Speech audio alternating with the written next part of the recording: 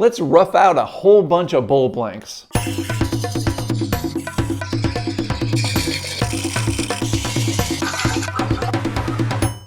Hi, I'm Kent and welcome to Turn a Wood Bowl. Today I'm going to show you how I rough out multiple bowl blanks all at the same time. You know, occasionally I'll get a nice sized tree that comes my way. I don't buy trees and I'm pretty much just using found and reclaimed wood. So if somebody has a tree that came down, or if I find a tree somewhere, which I love finding trees, if I find a tree down that I can use, I will go cut it up in the field and then bring logs back home. Those logs will get turned into round bowl blanks on the bandsaw. I actually have a video about how I make those round bowl blanks using the bandsaw. You might want to check that out. I'll put a link down in the description below. And then once I have those in the bowl blank shape, then I need to rough them out, and if they're large enough, I will core out multiple bowls from the inside of it. So today I was able to get a hold of a pecan tree, and I've got some really nice sized pieces from that. I don't want them to go to waste, so I'm going to rough turn them to their rough size, which is going to be larger than their finished size. This will be the size that I'll use to let them dry and distort. Now I have a video all about twice turning and you want to check that out. I'll put a link in the description below as well. And the process we're using is we're going to be twice turning that. Today I'm not really worried about making beautiful bowls. I'm just roughing out bowls that will be set aside to dry. Later, once they're dry, I'll put them back on the lathe and then I'll final turn them. But today I'm going to show you how I do a whole bunch of bowls all at once. We've got a lot of work to do, so let's jump into it. Okay, I need to mark the centers of each one of these bowl blanks, and I do that just by dividing the distance, and then I rotate about 90 degrees and do it again, and I do that 4 times, and that gives me a really good idea where that center is located. Now these were turned on the bandsaw. I've got a video showing how these were made. You might want to check that out. And I'm going to be using a spike plate to mount these to the lathe. Now the spike plate is kind of like a face plate, except it's going to give me the ability to quickly mount these and unmount them without using screws. So the first thing I need to do is I need to set the depth of my drill that I'm going to be using to drill into the bowl blanks. I set the depth and the dimension of the drill. It's just going to be a little bit wider than the pin that's in the center of the spike plate. And then I'm going to go through each one of the bowl blanks and I'm going to drill down to that depth. So I've got a hole for the pin to accept that bowl blank when we go to the lathe. Now before I get started, I like to sharpen all my tools. It's really important to get good, consistently sharp tools, especially when you're first starting out with a turning or starting off at the beginning of the day. It's actually a really good habit to sharpen your tools after you get done. I've got a course all about sharpening tools and everything you need to know. It's probably one of the most comprehensive courses on tool sharpening. You might want to check that out. It's go to turnawoodbowl.com/sharp to learn more about that course. Now I'm also going to be using my 40/40 gouge. This is a big 3/4 inch gouge and I'm using my template. This is a 40/40 DIY template. This allows you to quickly set your platform guide to 40 degrees. It also has 40-degree markings for the side wings that you can put on your platform, and then it also has a gauge to check the tip of your gouge once you've done sharpening it. Now the 40/40 gouge needs to be hand sharpened. You're using the platform as a reference and as a guide for the 40-degree angle on the nose and on the side wings, but you need to hand sharpen the tool as you're seeing here. Basically I'm doing one wing at a time. The biggest takeaway from this, and I cover this in that sharpening course as well, is you want the inside flute wall to be parallel to the platform, and you don't want to rotate beyond that. Otherwise you won't have 40-degree angle bevels on the side wings. And then you want to simply just work your way around this and have a continuously sharp bevel edge all along the top edge of that. If you have multiple facets, you just take a little bit of time and clean those up. And here I'm going to clean up that wing and then rotate that gently into the front nose, and we're all set to go. It's looking real good. Okay, so I'm going to use that pinhole and line that up with the spike plate and then bring the tailstock up. Now you can see how this works. It's essentially going to hold that and grip the flat surface of the bowl blank really well while the tailstock holds this in position. Now, there are tons of people that really like using the 40-40 gouge all the time.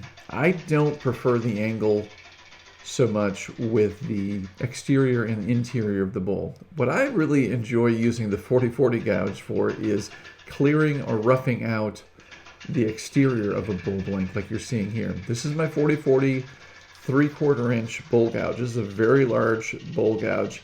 It's got a lot of weight to it, but if you notice what I'm doing there, I'm making almost a 1/2 inch cut. This is more than 1.5 centimeters cut as I'm going around there. That left wing is almost entirely engaged. This allows me to remove material very quickly, and it does a great job.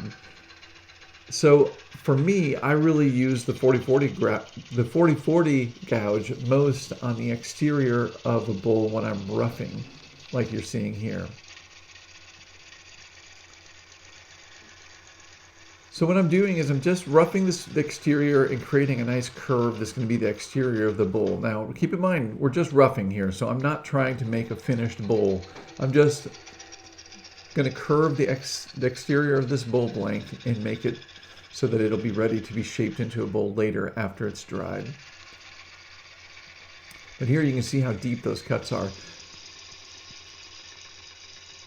And this is why I wear my glove, by the way. Those shavings coming off there are sharp, and if you don't have some type of protection on the side of your hand, you're going to have splinters and shavings embedded into the side of your hand, and it's not the most pleasant thing.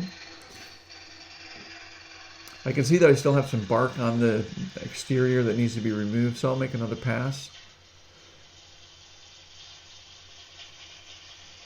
Now, the one thing that I didn't do on this first blank was clear off enough bark, and you'll see how that affects everything here.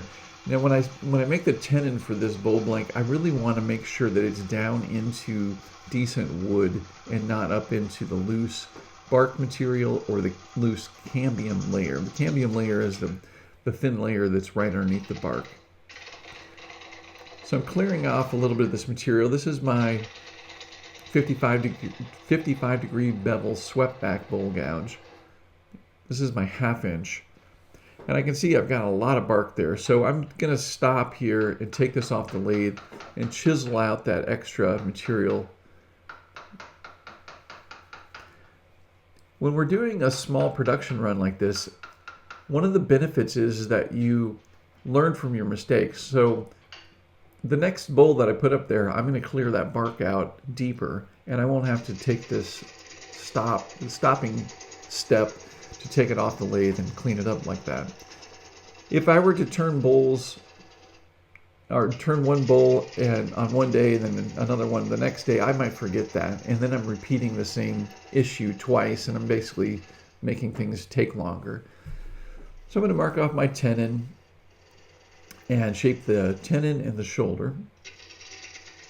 Again, this is my 1/2 inch 55 degree bevel swept back bowl gouge. This is my personal go-to bowl gouge that I like, the 1/2 inch and the 5/8 inch swept back bowl gouges. Now, I prefer the 55 degree bevel angle.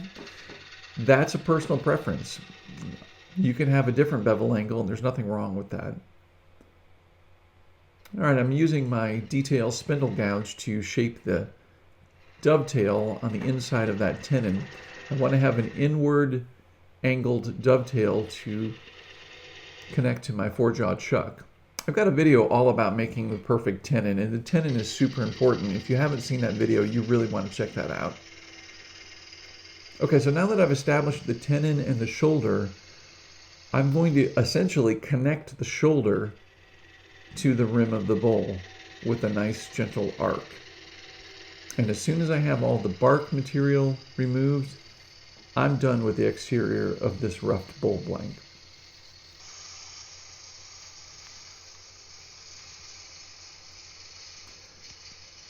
You can see that I'm making a little bit slower pass here and taking my time. This isn't a finishing cut technically, but it is a smoother cut. What I don't want is I don't want to rip out a bunch of ingrained fibers. think of the end grain of these fibers as straws. If I rip them out, there's going to be more exposed surface area. The more exposed surface area there is on the end grain, the more opportunity there is for moisture to escape the wood quicker. And I really want the moisture to escape evenly so that this bull blank doesn't crack and split.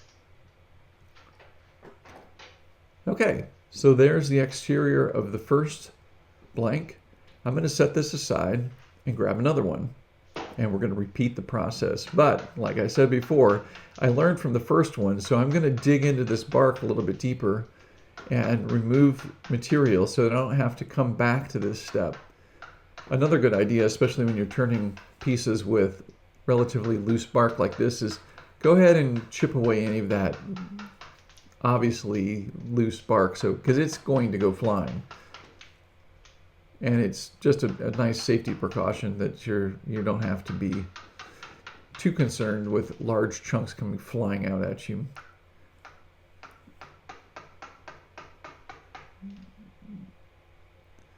All right, and then I'm going to get this mounted onto the spike plate and pull the tailstock up. I'm going to speed this process a little bit. You've seen what I'm doing. I'm essentially removing the material with the bark edge. I really want to make sure that tailstock, or the tailstock is snug the whole time that I'm doing this. If that becomes loose, obviously my connection is going to become loose. Not to mention being off center, it becomes slightly dangerous. So I'm keeping an eye on that tailstock and making sure that it's tight the whole time. So I'm going to form my tenon in my shoulder. And once the shoulder is established, that's your your point A location.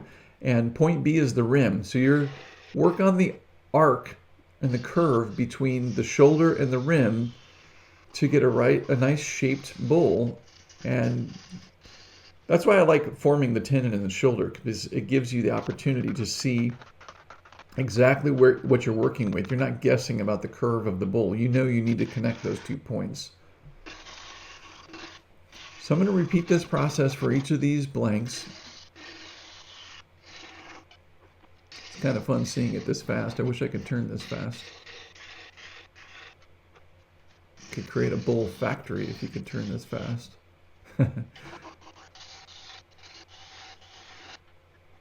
There you can see just connecting that curve and making that piece come around. So in a matter of, a few minutes, this probably took me about 30, 45 minutes to go through all these and rough them out.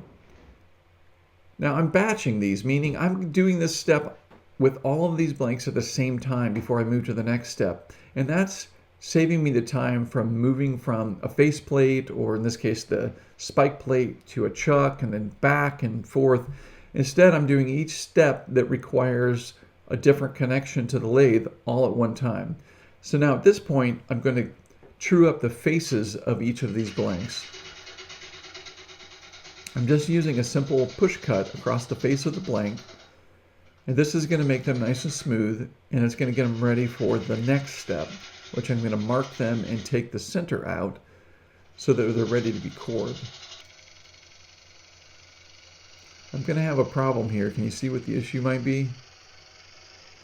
I have my banjo position pretty much at the limit of the size of this bowl blank. I kind of need a longer tool rest. I just fell off the end of the tool rest there. Okay, so what I'm doing now is I'm measuring the total width of the bowl, and I'm going to mark at about the 10% location. 10% is the wall thickness I want the outside bowl to be. I make one line, then I make a second line that's going to indicate the thickness of the blade on the knife, or the coring knife, that's going to cut that. Now I know the second bowl dimension. This one's about 10 inches or 25 centimeters wide. So I'm going to mark 10%, which is 1 inch or about 2.5 centimeters. And I'm going to make another mark. Now I have my large bowl marked off, and I have the second bowl marked off. And I have the center here. Now, I could core out this center in the middle, but I find that that small piece in the middle is kind of a hassle. It's a very small bowl blank. You can make a small bowl with it. If this were some type of exotic wood or something, if some very nice wood, I would I would core that out and use it. But quite honestly, it's not worth the time. It takes me almost as much time to make that small bowl as it does to make the medium bowl or the large bowl. So I'd rather spend the time making that medium and large bowl. What I'm doing here is I'm just quickly using rim to center cuts to clear away the material in the center of this bowl. This is going to make the center of the medium bowl, or the first bowl that we're going to core out. And I'm sensing that the bowl gouge is not working as smoothly as it could be here. It's a good idea to pay attention and really be alert to the performance of your tools. If you see performance diminishing and the cut becoming more difficult, or you're struggling or applying pressure, that's a really good indication that you need to go sharpen your tools.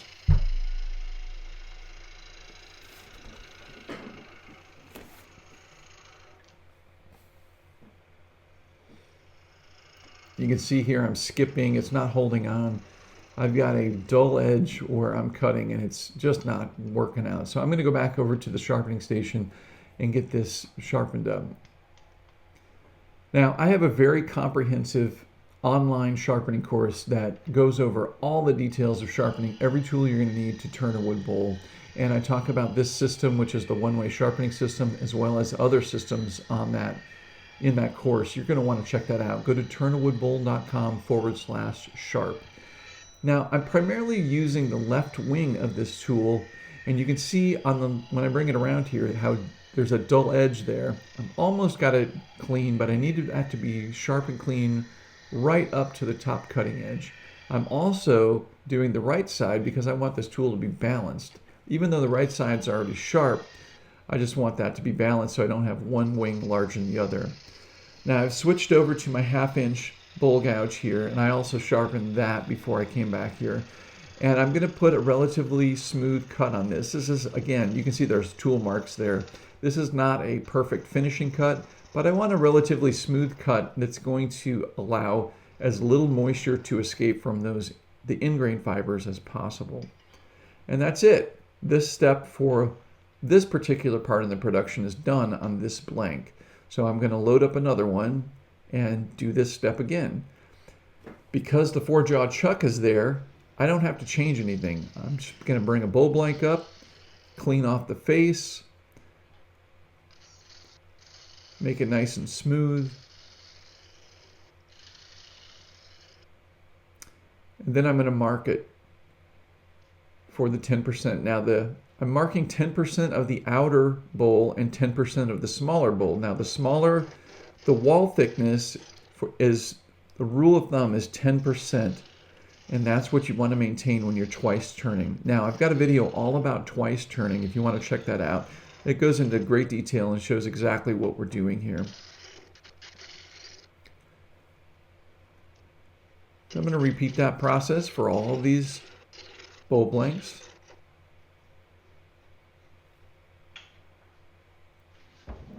And again, when done in a batch, it goes pretty quick. You're not changing tools, you're not messing around trying to find different things. You have everything in place to get that step done. Now comes the fun part. We're going to core out the medium-sized bowls from the large bowl. I like to take my banjo and just slide it under the headstock. That way I don't have to take it completely off the lathe. Now I'm setting up the base for the one-way coring system. There's a support post and then the cutting knife. And those just drop in. And then you attach the handle onto the cutting knife and you'll be ready to go here.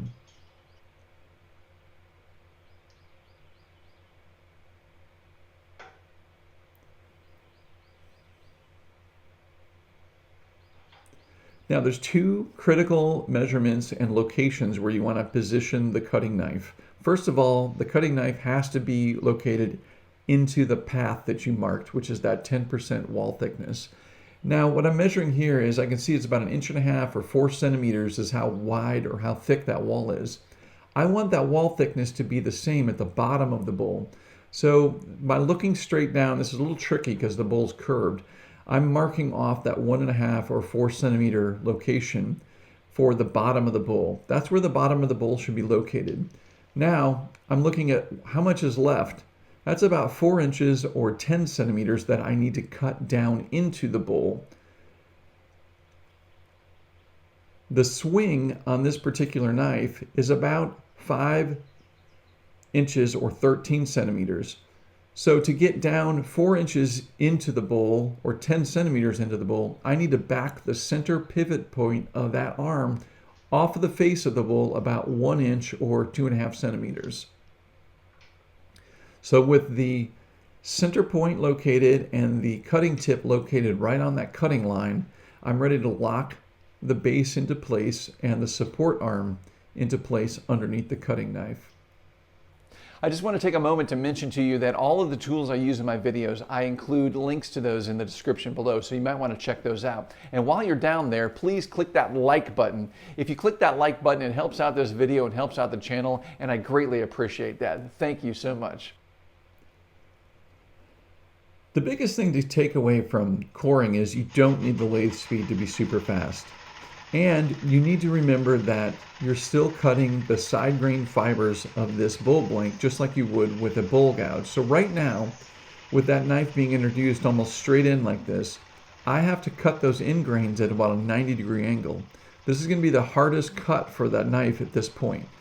And as soon as you have clearance, it's a good idea to bring the tailstock in. You're probably going to need a tailstock extension. That's that middle piece that you see here right behind the spindle, and that extension helps you reach in and get there into the bottom of this bowl. So what I'm doing is I'm cutting across that end grain at about a 90-degree angle. So the cuts right now are a little bit difficult. However, as that arm reaches down inside there, I'm just cutting pretty much just side grain, and the end grain isn't quite as difficult to cut when I'm coming at it at an angle. So as I'm reaching deeper into the bowl, it's easier for the knife to cut. That means I actually need to slow down the lathe as I'm proceeding into this. Why? Well, those shavings come out so quickly that they can bind up in the kerf or the cutting path of that knife. So you slow the lathe down a little bit, make sure that you're getting those shavings out of the way before they bind up the cut on the cutting knife. So you're basically just kind of jabbing the tool in there and then pulling it out as soon as you see shavings building up. You do not want those to clog that pathway. And they will stop the lathe. I've done it many times. Now, what we need to do next as we proceed with this is we need to keep progressing the support arm forward so that it's supporting the cutting knife. Usually at about the time where the connecting point on the knife is over the post of the support arm, that's a good time to move the support arm forward. You're going to loosen that up and make sure it lines up parallel with the cutting knife. And it's a good idea to hand spin the bull blank so that you know that it's going to turn freely. And then we simply proceed with the cut deeper into the bowl.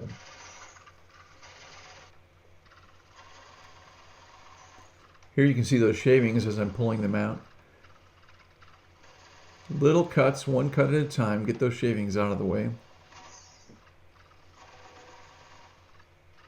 It's actually a really fun process because it's quite satisfying to have turned one bowl blank and get 2 bowls out of it. And like I said, you could get 3 if you wanted to turn that small bowl blank out of the center, the first portion.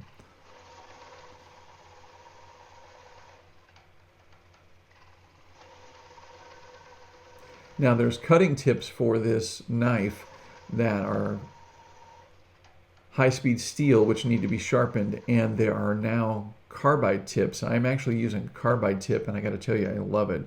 The high-speed steel tips, they do need to be sharpened, and they can be sharpened at the sharpening station just like any other tool, and I actually cover that in my tool sharpening course as well, how to sharpen those effectively without destroying the tool tip, because it is relatively small and it's a delicate piece of equipment to sharpen, but there's actually a very easy way to sharpen those.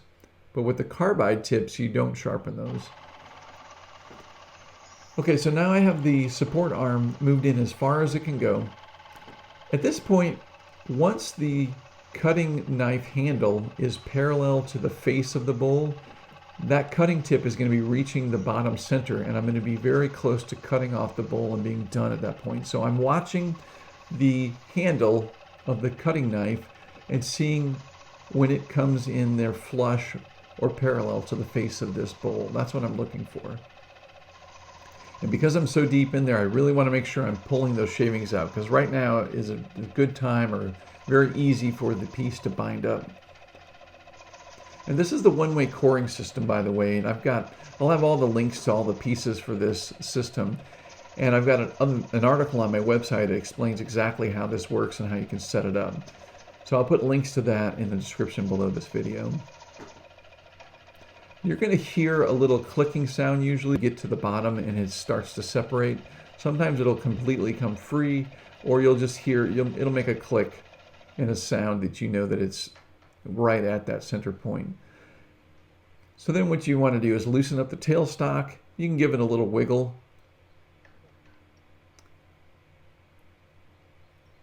And usually it'll snap right out of there. Here we go. So one bowl blank, two bowl blanks, they add up very quickly. So I'm going to back out the coring system.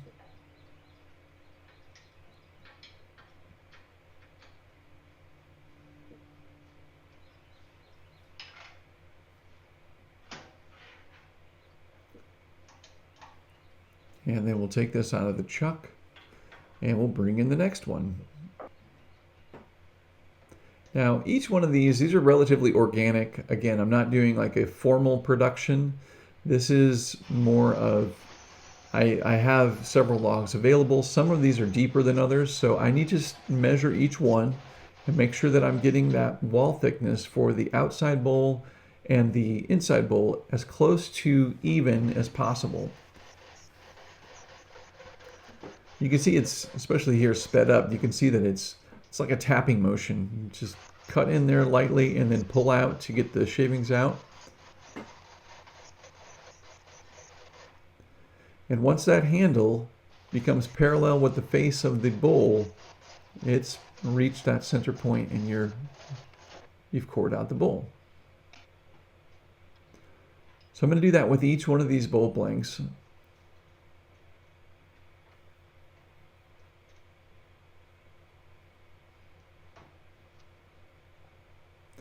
Measuring that, checking the depth.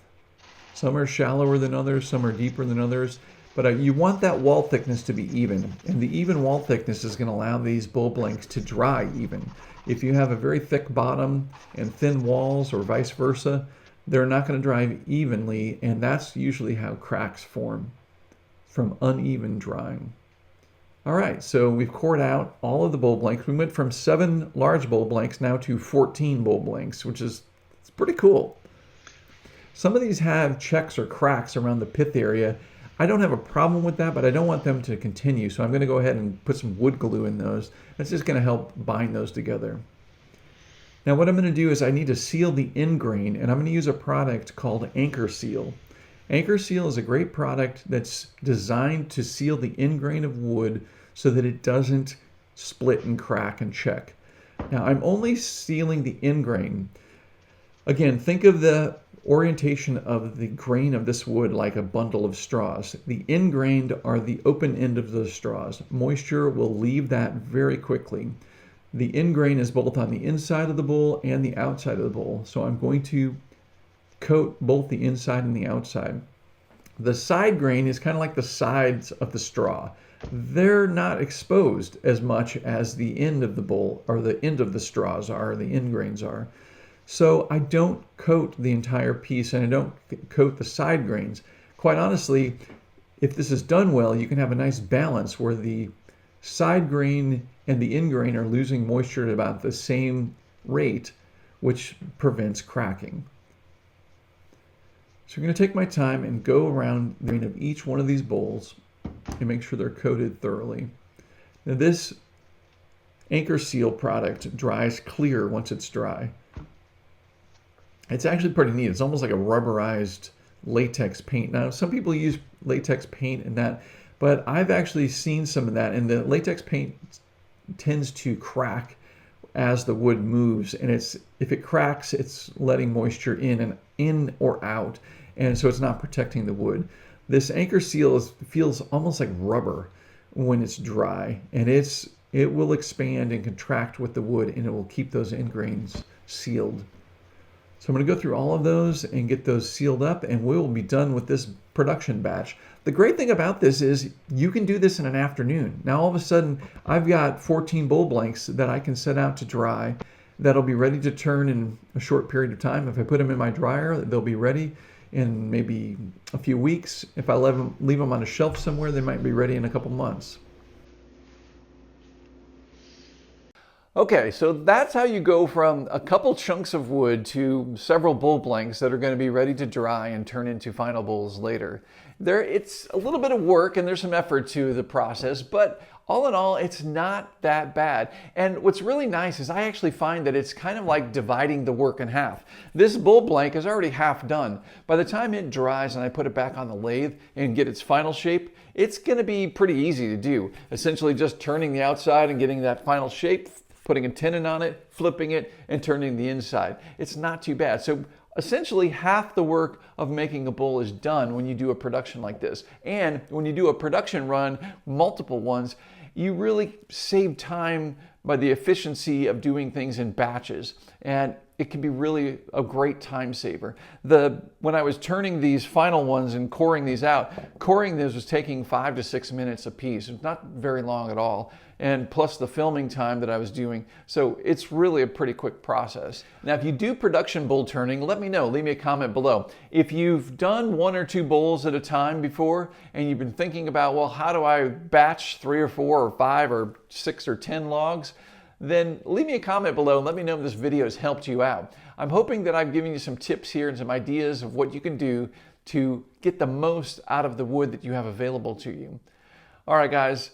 Thank you so much for watching, and until next time, happy turning.